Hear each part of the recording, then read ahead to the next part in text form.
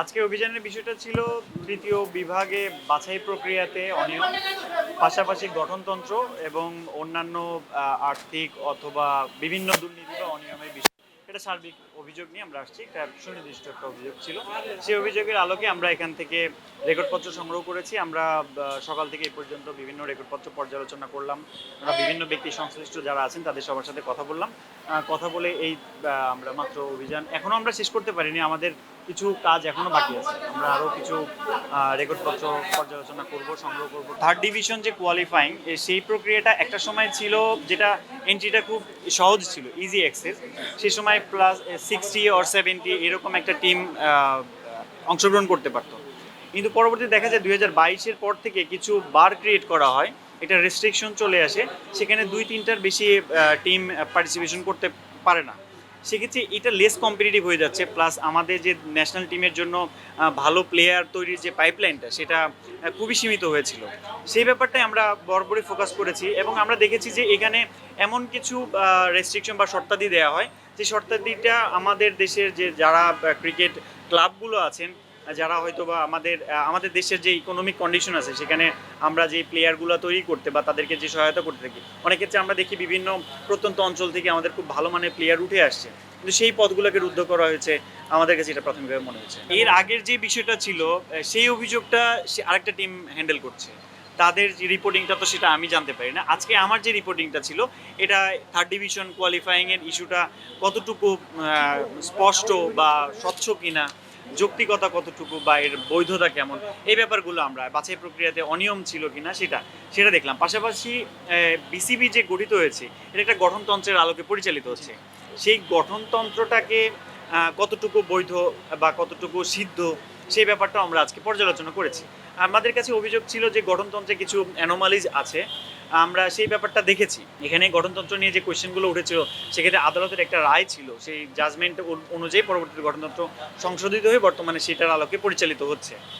তবে গঠনতন্ত্রে আমরা পর্যালোচনা বা যাচাইয়ের ক্ষেত্রে যে একটা বিষয় খেয়াল করেছি যে এখানে একটা খুব সুন্দর স্ট্রাকচার্ড এবং অর্গানাইজড একটা প্রতিষ্ঠান হিসেবে তৈরি হওয়ার কথা ছিল বিসিবি, কিন্তু এই জায়গাতে আমরা গ্যাপ পেয়েছি। এখানে সঠিক চাকরি বিধিমালা নেই বা একটা অর্গানাইজেশন হিসাবে স্ট্রাকচার্ড বা সুগঠিত থাকবে সে ব্যাপারটাকে আমরা এখানে গ্যাপ দেখেছি। তো আমরা এই বিষয়টা আরও পর্যালোচনা করতে চাই। আমরা দেখতে চাই যে আদতে ব্যাপারটা কেমন এখানে, বা উদ্যোগ গ্রহণ করা হয়েছিল কিনা, বা এখানে ভবিষ্যতে কি কর্ম পরিকল্পনা আছে, বিগত সময়ে কেন এটা তৈরি করা হয়নি, সেই বিষয়গুলো আমরা যাচাই করি। আমরা তো এনফোর্সমেন্ট অভিযান পরিচালনা করি, সেটার আলোকে একটা রিপোর্টিং করি, সেই রিপোর্টের প্রেক্ষিতে কমিশন যে সিদ্ধান্ত নেবে সেই সিদ্ধান্তের আলোকে পরবর্তী কার্যক্রম পরিচালিত হবে। পূর্বের টিমের কাজ তাদের ফলো আপে ছিল বা আছে, তারা সেটা নিয়ে কাজ করবে। এখন আমি সেই বিষয়ে কিছু বলতে পারছি না।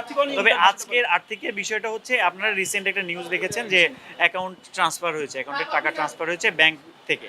সেই সংক্রান্ত রেকর্ডপত্র আমরা সংগ্রহ করেছি। যতটুকু জানতে পেরেছি তাদের গঠনতন্ত্র অনুযায়ী যেই সিগনেটরিগুলো থাকে তাদের সিগনেচারেই এই ট্রান্সফার করা হয়েছে।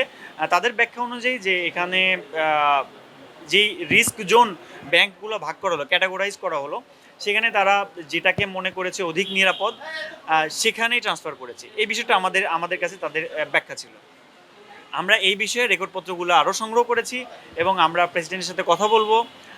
সেই রেকর্ডপত্রগুলো আমরা আরও যাচাই বাছাই করে আমাদের রিপোর্ট দাখিল করবো। তাদের গঠনতন্ত্রে এটা উল্লেখ আছে তাদের আর্থিক হিসাব পরিচালনার জন্য যারা অথরাইজড তারা এই হিসাব পরিচালনা করতে পারেন। এখন এই সময়টাতে যে কাজটা করা হয়েছে তাদের ব্যাখ্যাটা তো আমরা পেয়েছি। এখন এইটা যাচাই করতে আমাকে রেকর্ডপত্র দেখতে হবে, রেকর্ডপত্রের বাইরে আমি আসলে কথা বলতে পারি না। আমরা রেকর্ডপত্র সংগ্রহ করেছি, যেটা আমরা যাচাই করে আর বলতে পারবো। আর্থিক যে লেনদেনটা সেটা একটা কর্তৃপক্ষ থাকবে, তাদের কনসার্নে থাকবে এবং যথাযথ প্রক্রিয়ায় সেটা ট্রান্সফার করতে হবে। আর্থিক অনিয়মের ব্যাপারটা কখন সংগঠিত হয়ে থাকে, কিভাবে সংগঠিত হয় সেটা যাচাই করতে আমরা রেকর্ডপত্র ছাড়া কিছু বলতে পারি না। এখন প্রতিটা ডকুমেন্ট যেভাবে ট্রান্সফার করেছে তারা অর্থ, সেখানে সিগনেটরি কারা ছিলেন, তাদের গঠনতন্ত্রে আসলে এই দায়িত্বটা বা এই অথরাইজেশনটা কার উপরে বর্তায়, সেই ব্যাপারগুলো আমাকে যাচাই করতে হবে। তারা যে দাবি করছেন যে সঠিক ব্যাংকিং চ্যানেলে তারা রেখেছেন বা নিরাপদ জায়গায়, সেফ জোন যেটাকে বলি, যে ব্যাংকিং যেই আমাদের যে ব্যাংক তিনটা ক্যাটাগরি যে নিয়ে আসছে, সেটা হয়েছে কি না আদতে, তাদের দাবিটা কতটুকু যৌক্তিক, আমার সেটা পর্যালোচনা করতে হবে। কেন তারা জনতা ব্যাংক থেকে অন্য ব্যাংকে নিয়ে গেল, যেটাকে আপনার মনে হচ্ছে যে এখানে অনিয়ম হয়েছে, এটা যাচাই তো অবশ্যই করবো, আমাদের কাজই তো সেটা। যদি টেন্ডার প্রক্রিয়া বা আমাদের পিপিএ বিধি, পিপিএ অনুসরণ না করে থাকে, সেটা তো অনিয়মের পর্যায়ে পড়বে, আমরা সেটা দেখতে পারি।